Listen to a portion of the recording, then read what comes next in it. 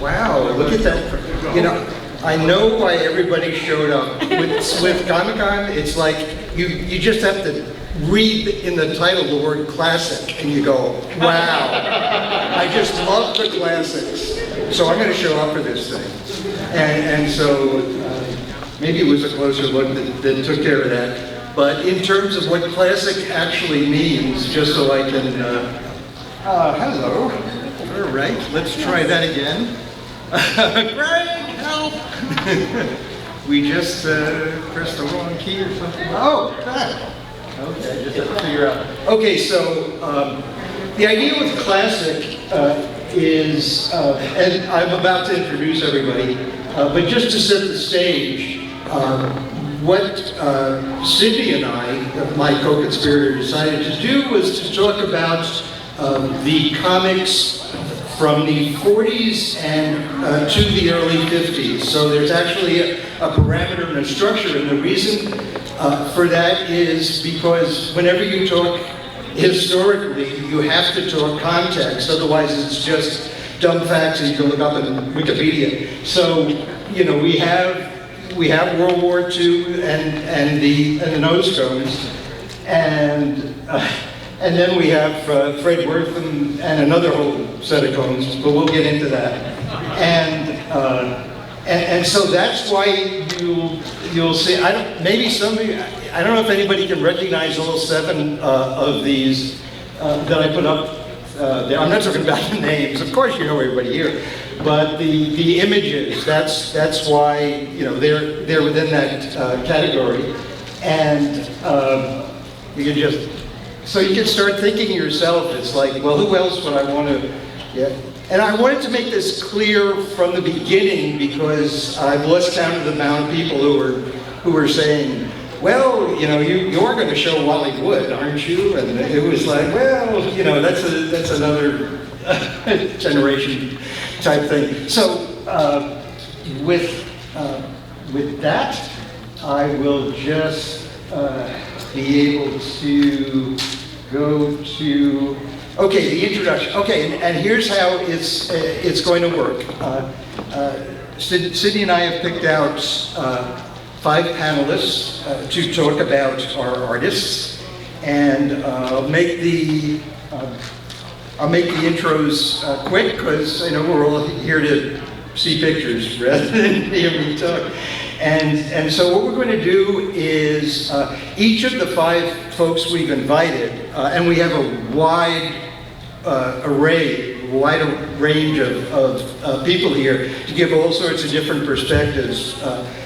They're each going to, they each picked out an artist that they would like to talk about in the context of the title, and so each person will one by one talk about the artist that they picked out, and then and I'll just kind of be, as they explain why they picked out the artist, I'll be going through some slides that I put together, and then whoever is speaking can go back to any of these slides and talk about them specifically. So anyway, yeah, my quick introduction. Okay, I'm not even touching the sucker. Okay, I just need to figure out what I did that... There's that. Okay, I think I got it. All right. So, we're going to start with Amanda Connor, who's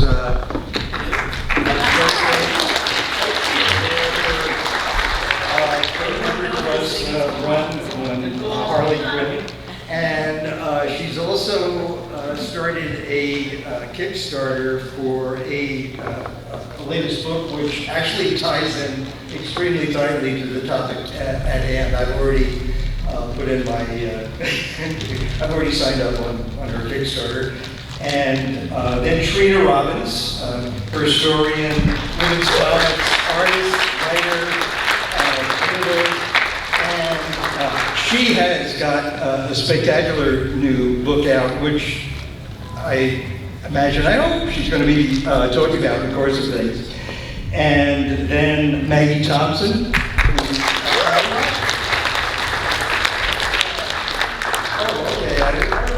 Danny Fingeroth, who,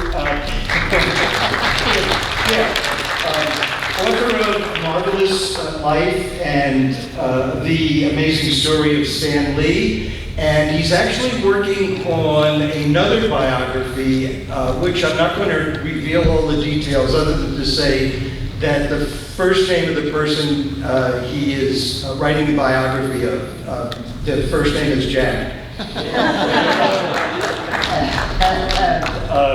Okay, and yeah, Maggie, she, writer, yes,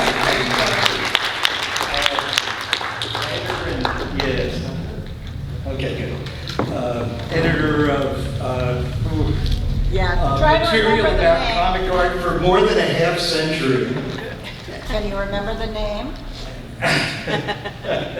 Comics Buyer's Guide. My self-description is I am a celebrity-adjacent, award-winning pop culture nerd.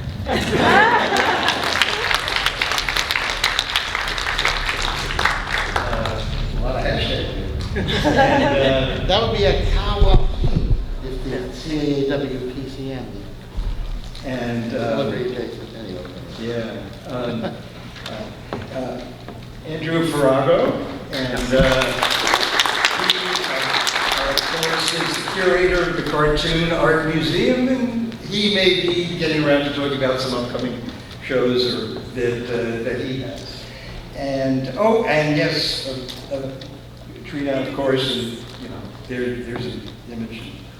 Again, make sure that she talks about her new book. And so with that, I am going to turn the mic over to Amanda, who's going to start out with her pick, Bill Ward. Bill Ward.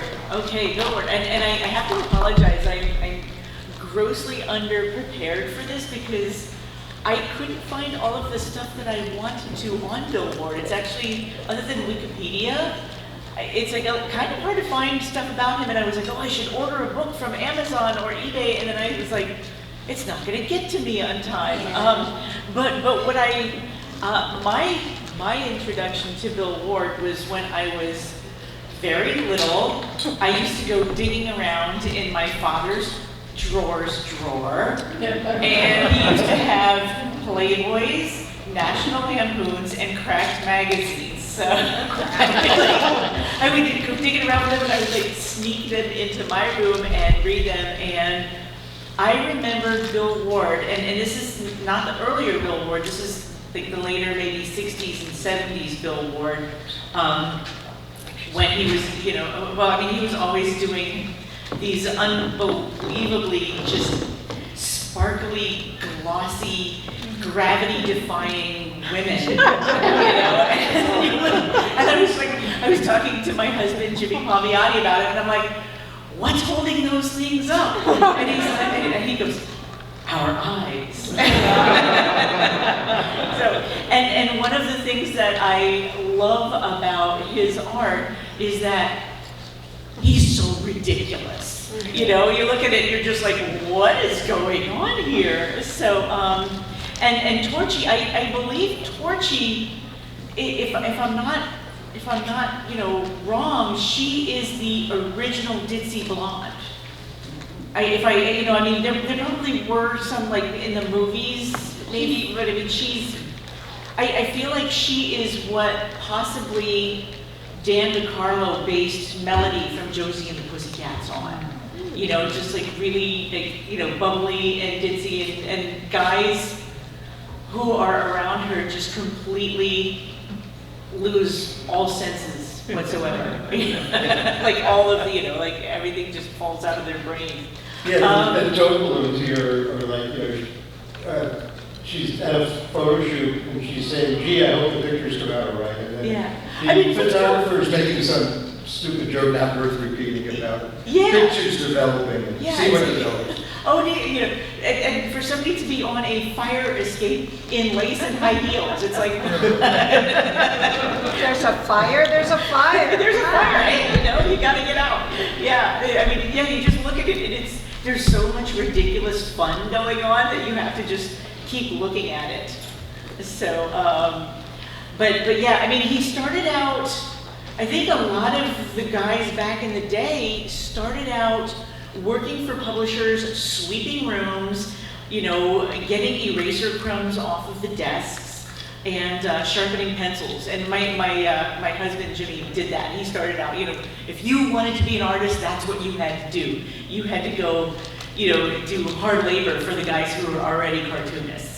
So that's how Bill Ward started out, you know, like, you know, working, you know, doing hard labor. Okay, what is going on with that? What?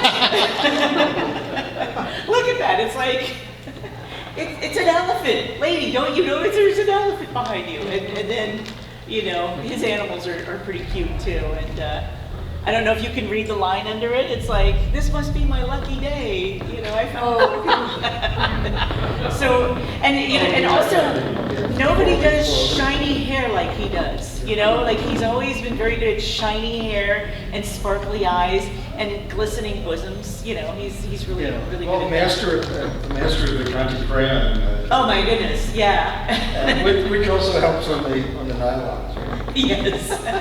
And anybody else who wants to comment about Bill, please join in.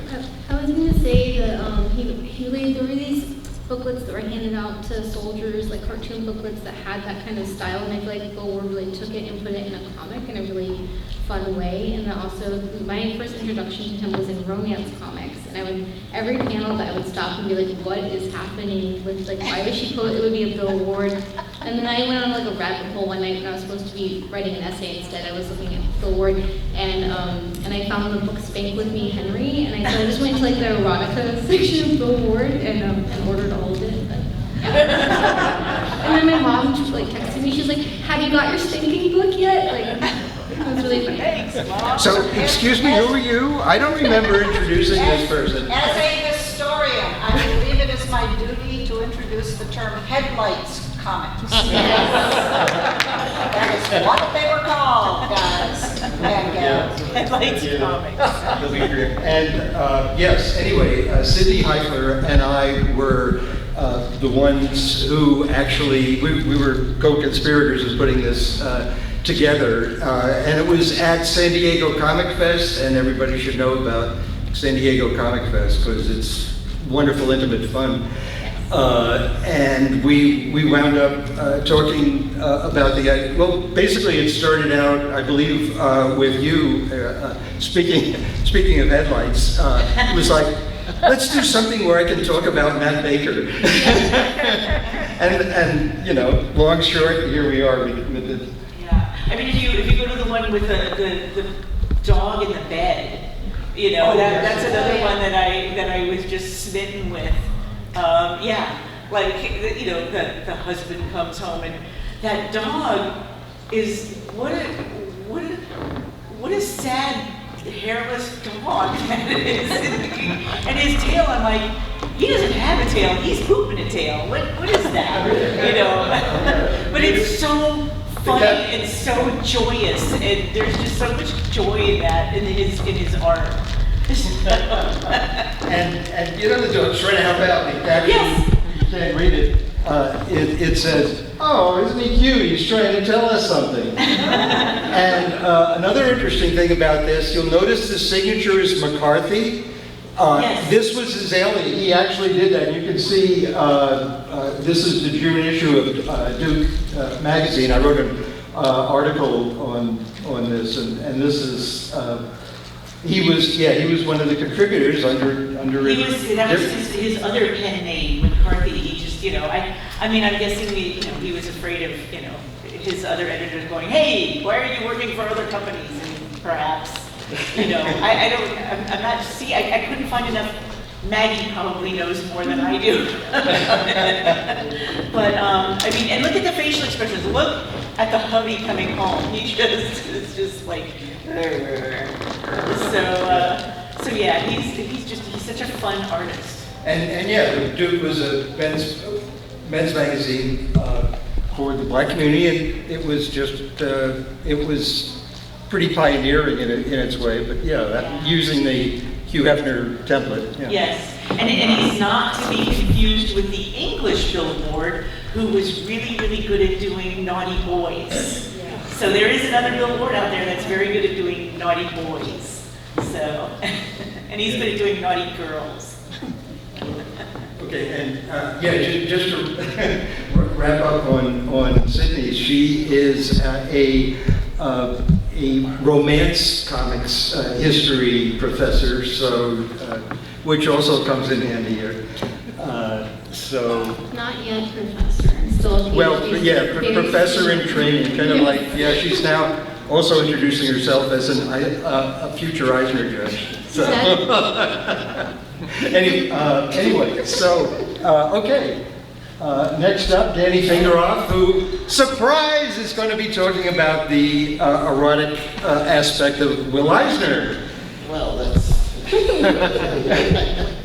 well, I guess no surprise because I am I'm the chair of Will Eisner Week, an annual celebration of Will Eisner and all his erotic glory. It takes place every March everywhere, so including now online. So I was putting a plug for Will Eisner Week if you want to know about events relating to Will Eisner Week, or if you want to put on a Will Eisner Week event, go to the willeisner.com site, or you can check out a bunch of videos we've done Eisner related.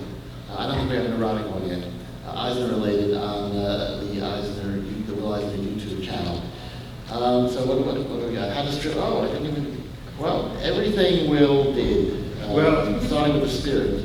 Yeah, well, let's start out with the spirit and her Eisner's Femmes Fatale. Eisner's Femmes Fatale are the spirit was a newspaper insert section to capitalize on that crazy comic book fad that was happening in the late 30s, early 40s.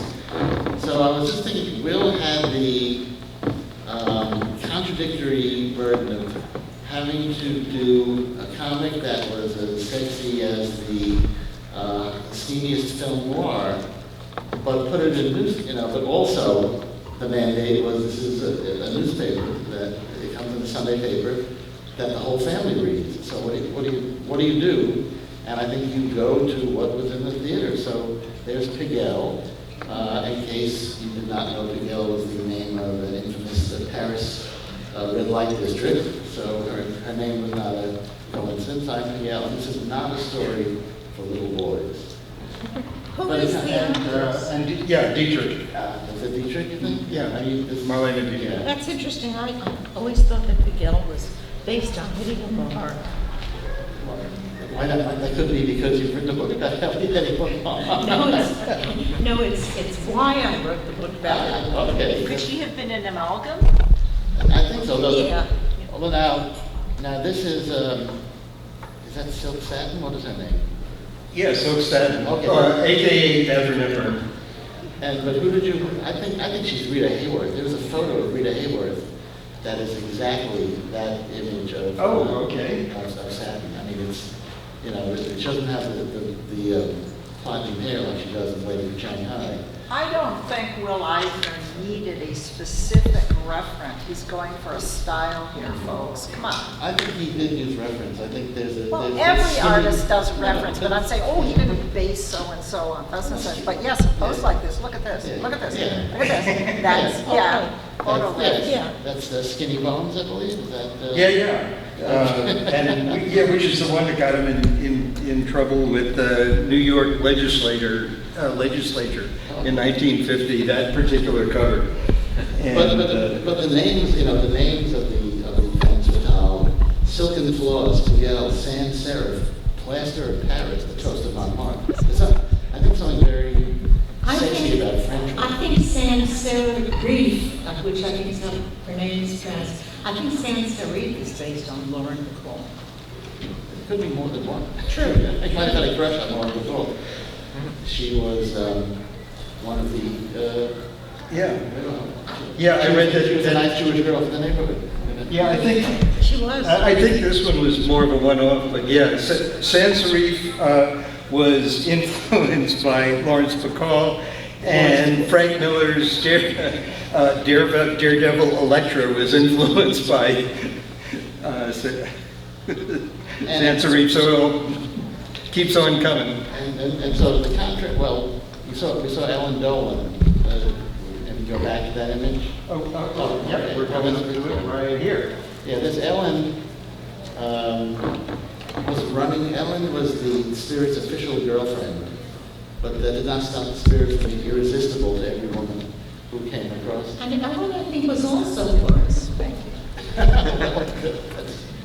She looks like something, you know.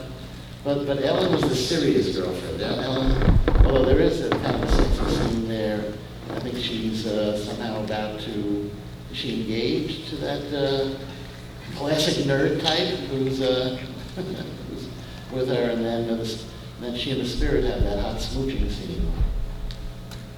You know, I think Eisner, I don't have an overarching theory. I think he, you know, seemed to enjoy portraying erotic scenes as far as he could go in the newspaper. I find that I know it's outside our classic boundary here, but it's interesting to me how Eisner dealt with sexuality in his graphic novels. That he, you know, it's a little uncomfortable as a reader, but Will was trying to, you know, maybe take a cue in some ways from the underground comics, and you know, there are PG-13 rated scenes, say, in Contract with God and some of the others, and well, Contract with God has the scene of the Will Eisner character at 15 losing his virginity to an older married woman whose husband then turns up and slugs her,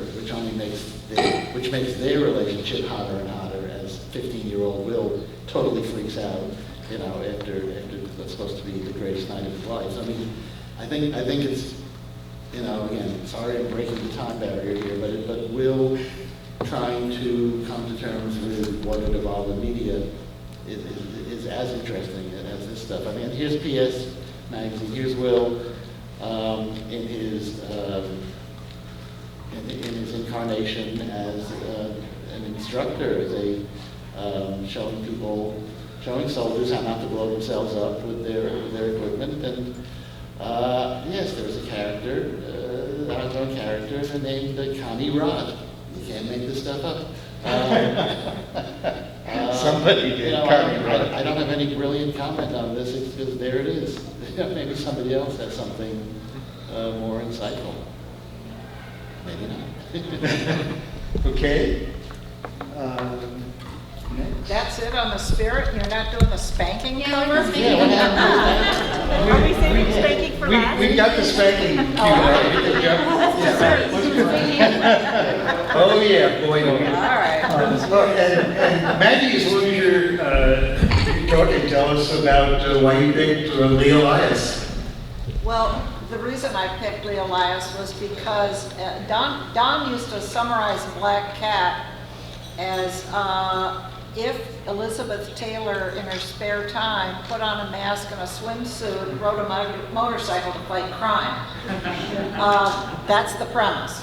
And you may recall in Your Good Man, Charlie Brown, there is a song that talks about homework and points out that, you know, if you wait till tomorrow, better stuff can come. And just before I left for this convention, someone had posted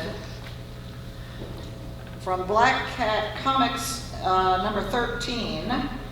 It describes his working style, and it says, seated in front of his drawing board, pencils sharpened, brushes in readiness, favorite brand of cigarettes nearby, radio softly playing classical music, Lee, nay Leopold, starts in by scribbling, erasing. A few hours later, the Black Cat in her latest daredevil adventure has emerged. He prefers working late at night, believes it's more conducive to thinking, and usually works right through until 8 or 9 in the morning. A fiend for authenticity, Elias uses a mirror to capture gestures, enacts all the judo stunts he illustrates, and swears by their credibility. He is a conscientious craftsman who worries over items such as faithfully reproducing latest car models. Hollywood movie star caricatures, the type of suit Linda Turner's News Hawk boyfriend Rick Horn should wear. He will painstakingly spend time to draw a glint-led suit pattern line for line. Now, what attracted me to the character was what's mentioned there, which is self-defense. So I'm a girl reading a comic book about a crime-fighting lady in a swimsuit, but he did instructional pages on how to deal with creeps.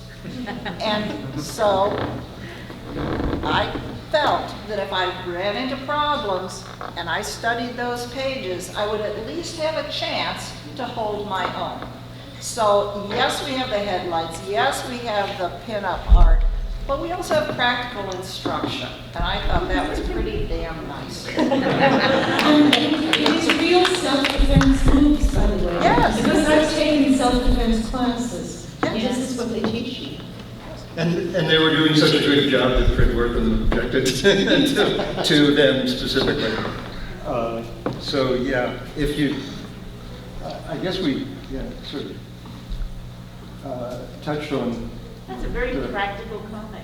Yeah. Yes. So is love problems and advice. Yeah. Romance. Anytime you can jump in. I don't know. I feel like a lot of what we're talking about with Eisner, a lot of that stuff was reflected in romance comics too, but what happened in romance comics is they took a lot of this sort of eroticism and they illustrated why it was dangerous for young girls to be erotic or to enjoy pleasure, and so like if kissing was bad, it would ruin, like a guy was gonna kiss her, he'd ruin your life. Girls who like that, or like put it in red, and then you have like the femme fatales who were drawn a lot like how Eisner had depicted them.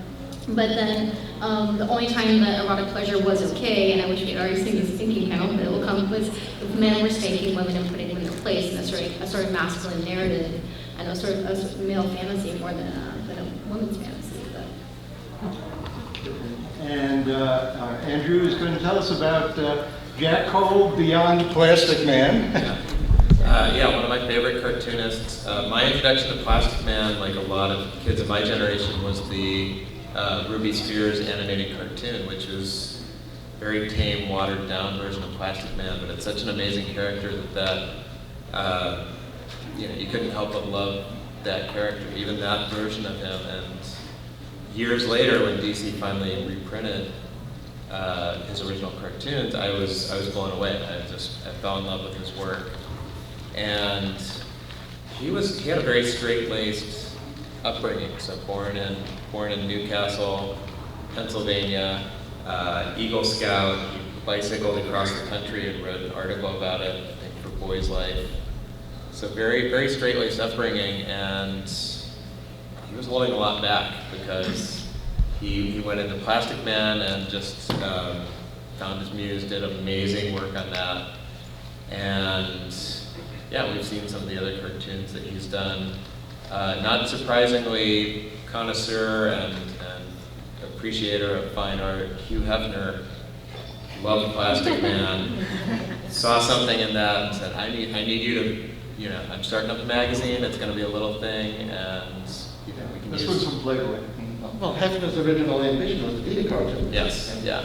That's a whole alternate reality when he succeeded as a cartoonist.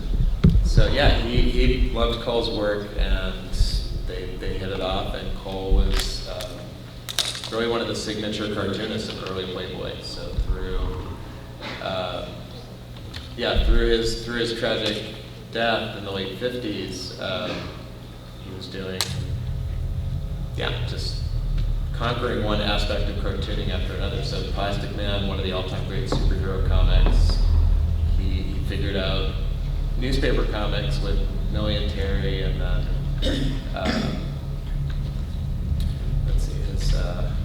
Betsy and Me, the comic strip that he was working on at the time of his death, his suicide, I should say, in 1958, I think. But yeah, just a genius cartoonist.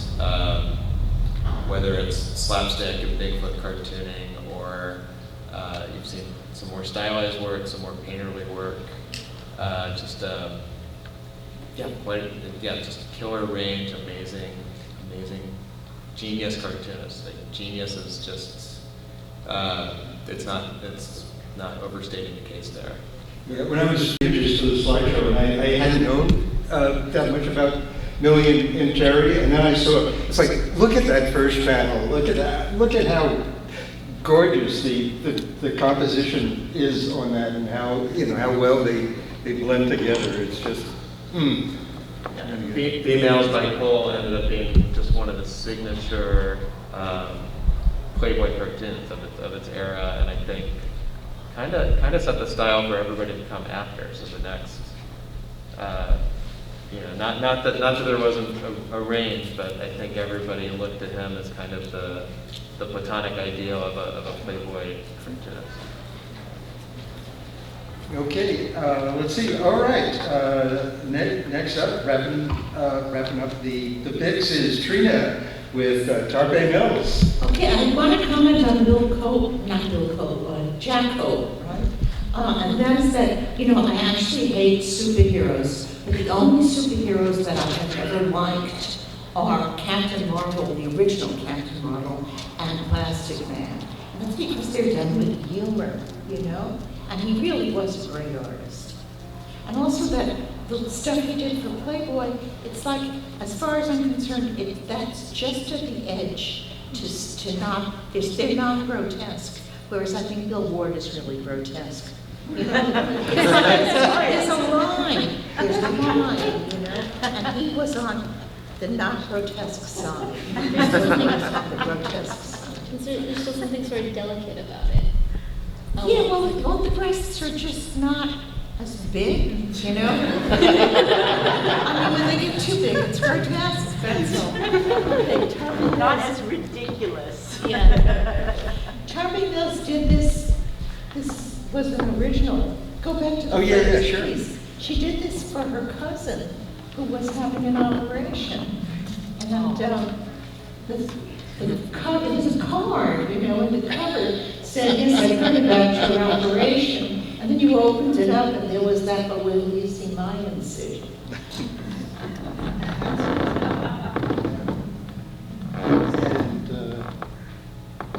And paper dolls. Paper dolls. I love anyone who does paper dolls. There you go.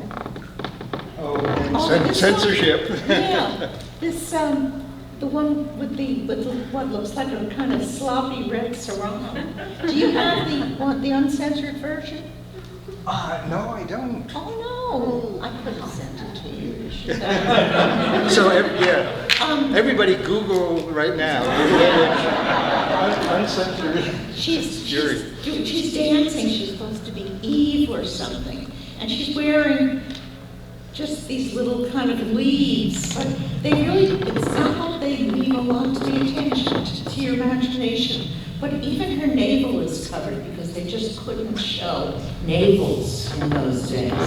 But nonetheless, the newspapers censored it. Not all of them, but a lot of them censored it, and they put that red over it, which is just hideous. Well, yeah, Sydney knows all about women who wear red. Yes, the red dress. Okay, you know these pictures that you're showing are great because don't keep flipping back and forth though. Let me talk. That I think that women tend to feel differently about eroticism than men. And one thing that women are very fixated on is faces, not breasts. And we really, you know, and she did gorgeous faces. She was, I think, as cartoonists go, I think she was the most noir of the film noir comics. And we love those faces. Thank you. Okay, now And then, the earlier. yes, the cat fights. She was a master of the cat fights. She had so many in her comics. We accidentally passed. There are other cat fight scenes. Oh, there we go. This is where This is a wonderful one because what has happened is she's been kidnapped and they substituted a look-alike, a woman who looks like her, to pretend that she is Marla Drake, who is Miss Fury. And Marla gets free and she goes back to her home and she finds this woman pretending to be her. And they have this great cat fight which lasted, I think, three weeks, because they were so good. 3 weeks. And what, did she lock the cat in the closet? Yes, she had. How dare Yes. she? Yes, exactly. In case you didn't hate her enough. She's horrible. She wants to kill the cat. Oh, no. Yeah, one reason they've done this is because the heroine is turning 21. Believe it or not, she's not even 21 yet. And she's going to get this enormous inheritance. So the imposter wants to get the inheritance. And she says, once I get the money, I'm going to kill that cat. You know, so you have a good reason to hate her. Do not hurt the animals. What was that? Yeah. Never hurt the animals. Never. Okay, then, let's see, there And the were, clothes also. Not that, obviously. Her clothes were great. I mean, you could actually, in reading Miss Fury, you could actually see a history of fashion in the 40s by looking at the clothes. Yeah, I was saying, you know, we have others, and we were also going to get to spanking, which Maggie was bringing up, so maybe we ought to jump to there right now to make sure we can get that covered, and then go to questions. I definitely think we should jump. Aren't you going to show any Matt Baker? Yeah, no. yeah, we can always go back. Here's, approved, okay, here we go. Here we go, okay. So, the theme. And there you go, Maggie. And then some of the people we talked about. The award was interesting. It's like men on women, women on women, women on men. He's got that variety. Everybody gets spanked. Yeah. Nobody is safe. Right. And that Archie Comics guy.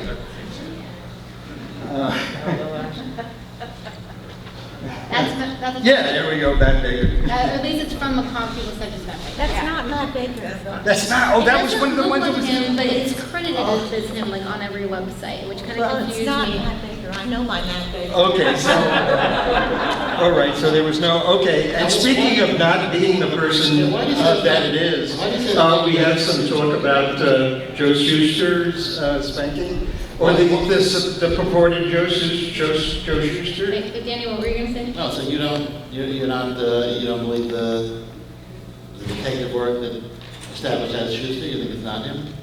It says not Joe Shuster. Well, My contention is- you know, there is this is Okay. popped off, but this was, the one on the left was signed Josh, which is Josh.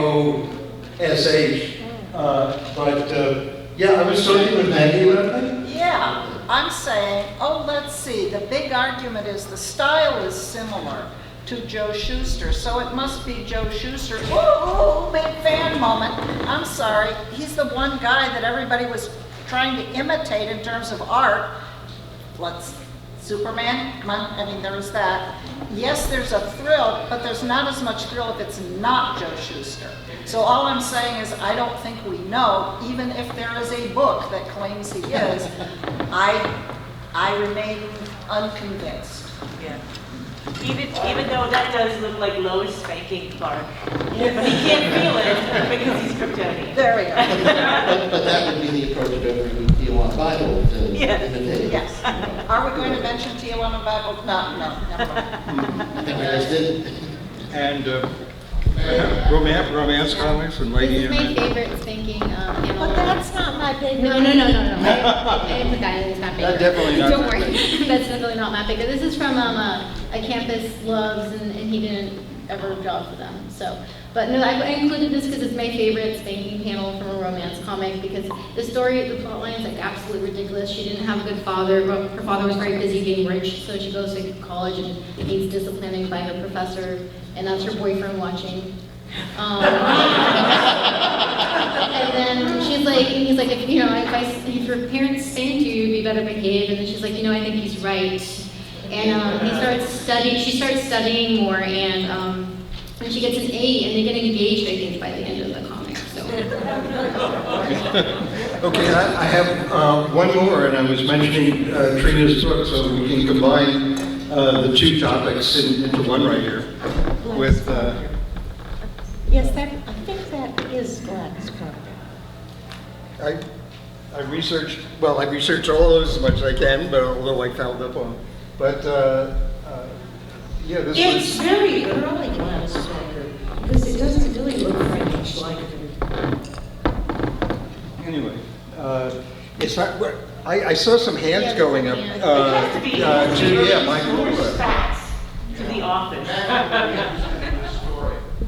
It's not a story I told very often. But I visited Frank Schuster in his apartment in Queens, which is the same apartment that the Schuster family lived in for many, many years. And it just so happened that the day I visited him, I was in a new bookstore in Manhattan, and I picked up one of those not Joe Schuster pamphlets. I don't remember what it was, but I had found it, and it was news to me. So I took it with me, and I was talking to Frank, and I showed it to him, and he said, we don't like to talk about it. Ooh, thank you. All right, now see, all it takes. This is what social media is all about, folks. Thank you. So he acknowledged it. Thank you. Oh, this is great. Maggie and Andrew, when Eisner was in the Army, was Jack Cole one of the people who took over the spirit No. those years in the Army? Cole? No, Lee Elias, no, I'm sorry, I'm totally wrong. It's not Lee, it's, he's a wonderful I artist. think Cole was in the mix there somewhere. It was not Jack Cole. Okay. It was, come on, guys. We got an audience full of experts here. Yeah. Who did the spirit? When I know Eisner was that in the Wally service. Wood did some spirits. Lou Fine. Lou We're Fine. fine. okay. Well, the question was, when Eisner was in the Army and couldn't do the spirit regularly, the people, my impression is that Jack Cole was one of the main people who took over. Maggie says no, and I would defer to her. Well, They were both quality comics Right. adjacent, published by.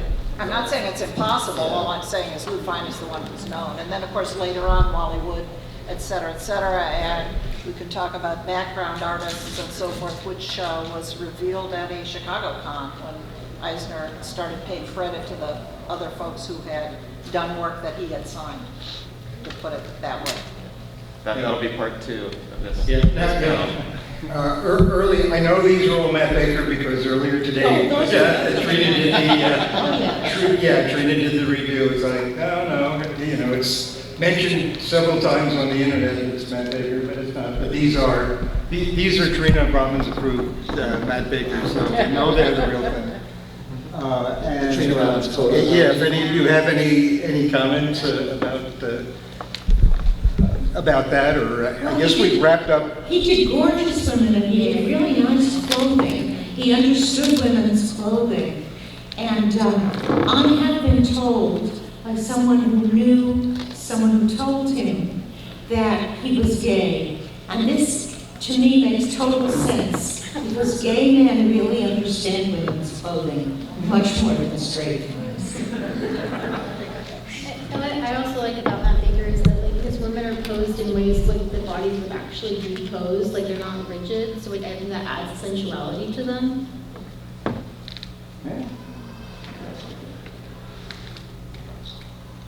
I like that one with the giant dress where she looks very intimidating, sort of to these men who are very... You don't have any of his Fiction House comics there, huh? Anywho, Fiction House comics, Matt Baker's Fiction House comics. I guess not. Oh, God, they're wonderful. He did Jungle Girls, and they're just gorgeous. Oh, yeah. He never drew Sheena, but he Yeah, did fine. another Sheena-like character named Tiger Girl, and she was more beautiful than Sheena. We have another question. Should we- Yeah, it sounds like we need to do a part 2 next Comic-Con, but yeah, question.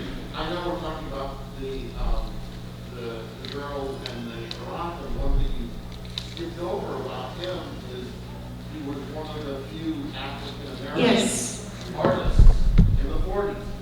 I don't know how many people know that. Very few. They hear about his stuff, but they don't know about, that. I didn't know about gay. That makes, even a different twist in the industry as it was back then. But he was still able to, do a lot of these high-profile books.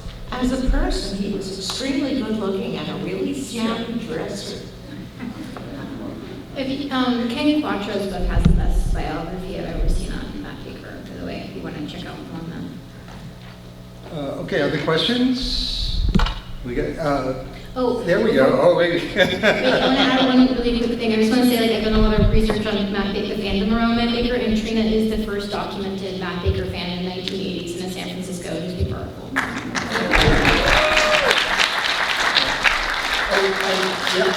I also included a couple of people that Amanda was saying were big influences on her career, and so we have, Dan DiCarlo, or is there any? Dan DiCarlo and Al Cap. Because I used to, so of course, when I was sick, when I was a little kid and I would get sick and have to stay home from school, and my mother worked from home, she would need me to just park myself and sit still. So she would bring me Archie comics, so I was so big into all Archies and especially Dan stuff. Also, my dad sent away when he was young to the famous artist cartooning school in Connecticut, and he had these giant, ring binder books with, how to do stuff, but it had an entire, it looked like a year's worth of story from Will Eisner.